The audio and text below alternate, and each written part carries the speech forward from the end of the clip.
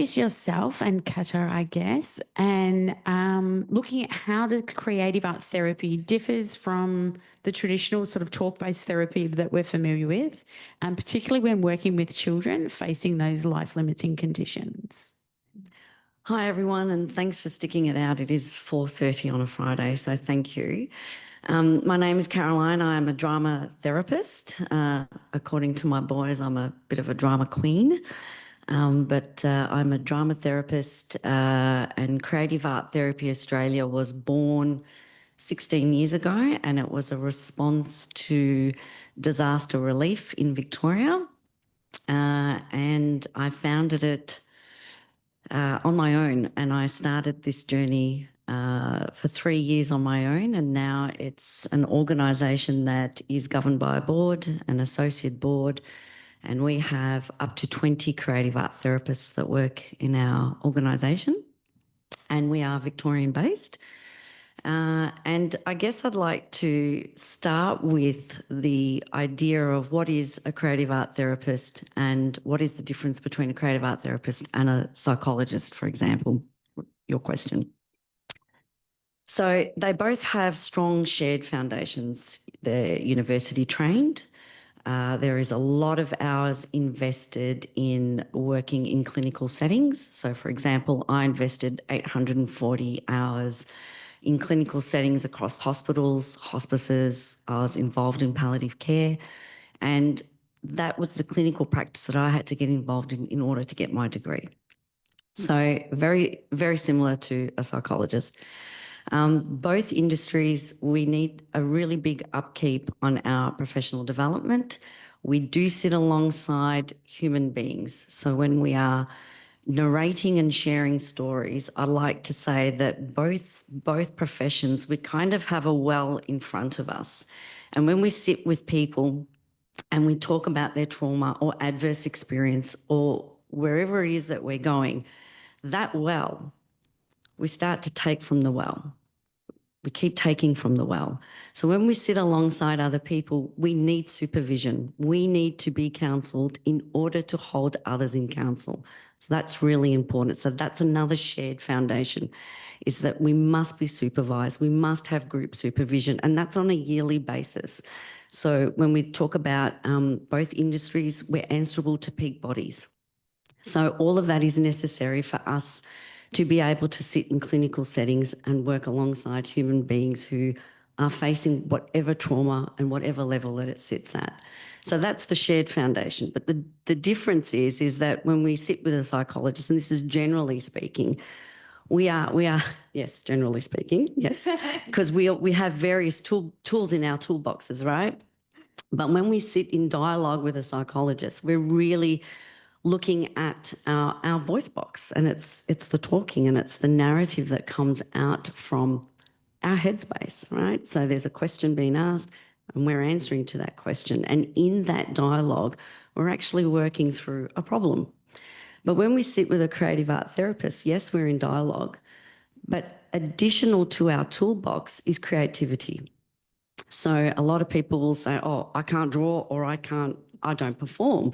But it's actually not about that. It's the creative process that is used to actually look at a problem and to understand what a problem is. So our toolbox is drama, it's music, it's the visual arts. So there's a broad component of what is in the toolbox that can be used at any time. So when we sit in dialogue with another person, we can do it non-verbally. The trauma can be so deep that we can sit in silence, but we can create. And when we create, we're actually distancing ourselves from the problem and being able to externalize the problem and actually see what it is. So they're the kind of key differences and shared foundations between the two professions. It sounds amazing. I know you have a program called the Blue Sky program. Can you tell us about that a little bit, and why families become so invested in it? Yeah. So the Blue Sky program is 10 years old, and it was born at Monash Pediatrics, and I had the privilege of working with a young boy who I only worked with him for 5 days, but he was at Monash Pediatrics since the age of 18 months, and I met him at the age of 5. And I was out working in the cancer clinics, and I had come across this little boy who, he was actually well known to all of Australia. He was adopted by Neil Mitchell 3AW, and a lot of Australians were contributing to his bucket list. And he had an enormous bucket list. So Neil Mitchell would get on radio and call out to Australians and say, if someone can please drop off whatever it was that he was asking for at Monash. And so when I came across him, it was in his final days. And so we approached the radio station, we approached the hospital, and we said, look, we've worked with this little boy, and we know that he has an extraordinarily long bucket list. But one thing that we can come and do is that we can sit alongside, he had 6 brothers, we can sit alongside the family, and we can actually work with the narrative, because there's a lot of loss of control when it comes to the narrative with life-limiting conditions and being in palliative care, the death and dying process. And so I remember speaking to his mum on the phone, and she was really quite strong, and she said, I want you to tell me exactly what you're going to bring to my little boy. What are you doing in his room exactly, and why? And so I went there and I said, well, I will bring a canvas and I will bring all his favourite colours, and I know what they are because I've worked with him before, but I'm going to give him control and agency over his narrative. I'm going to ask him what is his story and what's the legacy that he wants to leave for his 6 brothers and for his parents. And he will be the composer of that story. Now, my role, I'm an artist. My role is to take my brushes and translate his story into a canvas. And in that translation, that legacy is then left for all of you when he's gone. And if I get the opportunity to work alongside him in his bed in the hospital, then as his body shuts down, I'll be left with 2 things, his eyes and his ears. His eyes I can carry with my brushes, and I can keep using my voice to reiterate his story. And I know that this might be difficult for some people to hear, but that palliative journey, there is an absolute celebration in giving back control and agency to the person who is dying of their narrative. And so she said, oh, well, that explains it. You're bringing love into the room. And I remember taking the phone away and I just went, love? Never thought of it that way. And I put back the phone and I said, yes, I'm bringing love in the room. And so she said, well, I'll see you tomorrow. And I'm just going to let you know, you have 5 days with my child. I didn't believe I only had 5 days because he was quite agile. He was very, very strong in what he wanted with his story. And he composed his painting, and I worked morning, noon and night because that's what this person needed. What we do for one person, we don't do for another, because every story is very unique. Every person is unique. And that's how the Blue Sky program was born, because of this little boy. But as much as we gave control and agency over the narrative, what he gifted us was knowledge. And that knowledge is that families in these situations, the clinical care and the hospital environment and all the medical stuff that comes with it, it's so important, but something gets lost along the way, and that is that control and agency over the narrative and what can it look like. So in that gift, we've seen since then 2,000 children across Australia, which has been phenomenal across so many therapists and in so many different ways, and no story has ever been the same. It's never been handled the same. So It's 10 years old and it's going strong. Yeah, that is amazing. Thank you. And what a wonderful program. I'm drawn back to the story we had this morning from Ali sharing her experience. And we just want to tap into that story around grief and uncertainty, and can they coexist with joy in bringing this out for our families? Joy, grief, death, dying, loss, very hard for them to coexist together. But when it comes to what we can bring in the therapeutic space, we can bring design, and by design I mean as a therapist we can create the condition for families to come into a space where it's pretty heavy in the heart and not a lot of dialogue can actually occur between family members when it comes to the grief and the loss. Yeah. People carry on their own. People put up a front for one another. And so how does joy coexist by that? And it's by invitation. So, for example, going back to this little boy's room that I was in, the invitation was for 6 brothers to join in for the story. And they were squabbling. I don't want to be looked like that in the painting. No, I want to be bigger or I want to be smaller, whatever it was. So it's the invitation is really quite gentle. And as creative art therapists, our role is to be able to tap into and meet each member where they're at, right? Because everyone is going to be at a different crossroad and different intersection, and meeting them where they're at with no expectations and actually saying that we are working alongside you. And the invitation is to say, this is a pretty awful situation, but how can I sit in tolerance with that? Because how can we tolerate that? And it's the ongoing chatter about the grief and the loss, what's coming, what's going, and how do we sit in tolerance with it? We can do it with joy because we make meaning when we create together. When someone's story is shared together and left as a legacy piece, that's where the magic kind of happens. Yeah. And it becomes such a powerful message for the whole family. Speaking of those legacy pieces, we actually have a piece of your art here that we've had up for the afternoon. So tell us the story about this piece. Yeah.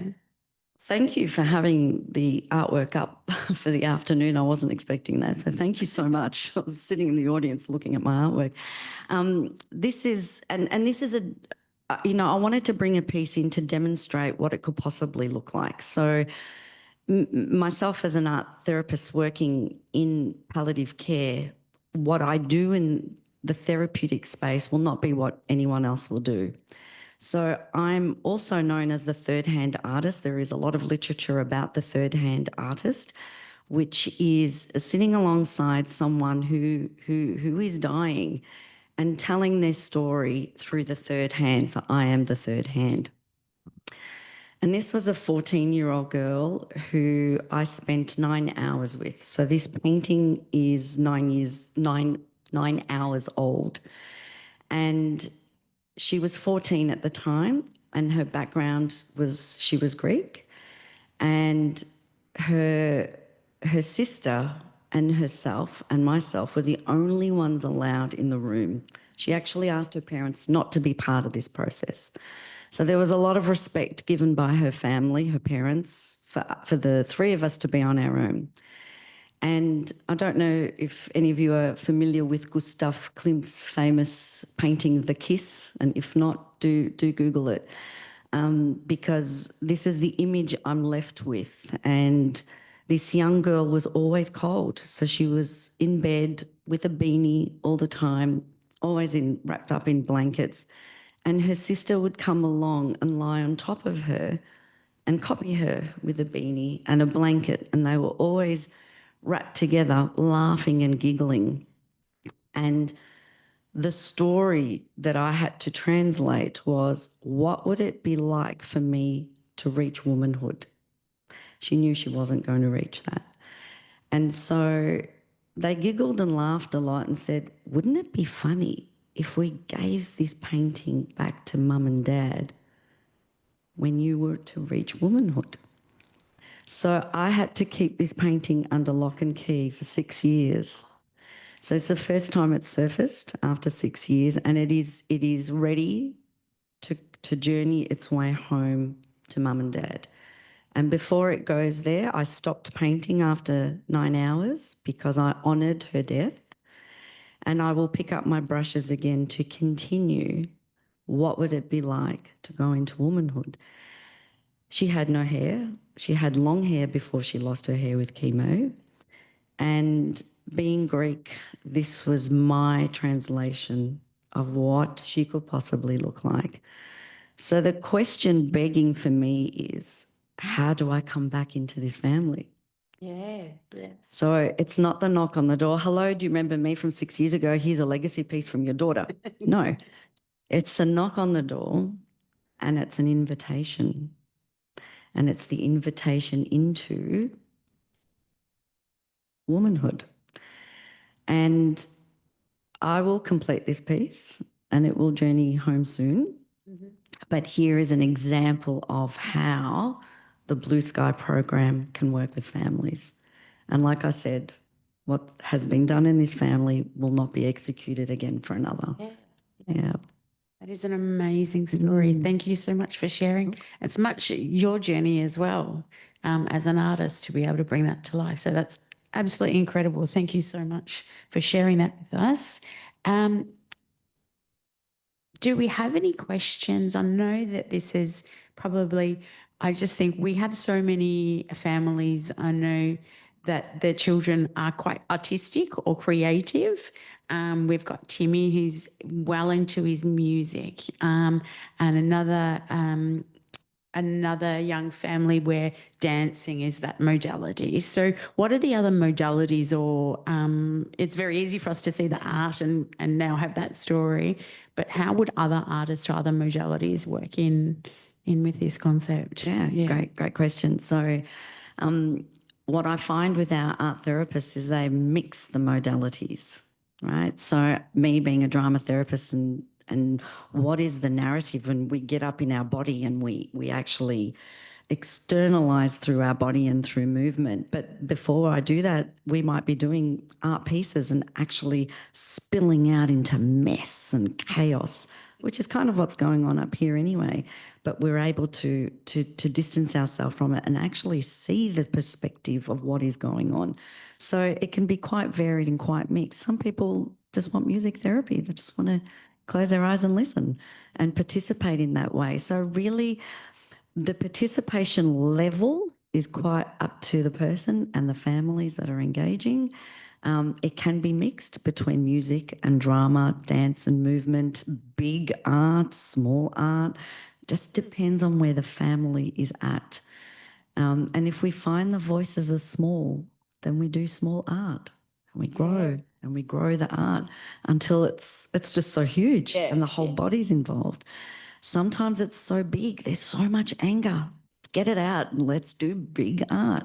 So it's depending on where the person is at and where the problem, how it's coming out, then we will respond. And that's why we're quite creative, because we can be quite agile in our responses. And it is that deeply personal, personal journey for everybody involved.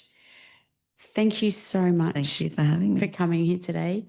Are there any questions from anybody? Or we're all just going to let it all kind of sit in? An amazing sort of concept to explore. Thank you everyone for today.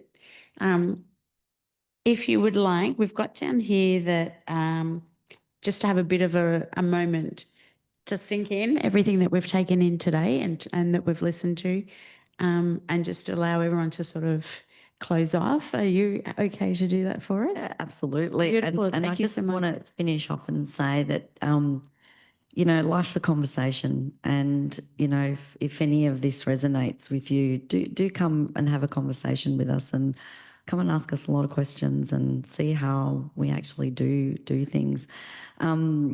yeah, if anyone here wants to have a chat to me afterwards, or Ali, if there's anyone that's triggered or holding something within, please don't go home with it. Come and have a quick chat with us about that. And maybe just pat yourself on the body and, like close off with that. So, yeah, thank you so much for having me. Appreciate it. Thank you. Let's thank Caroline for her time.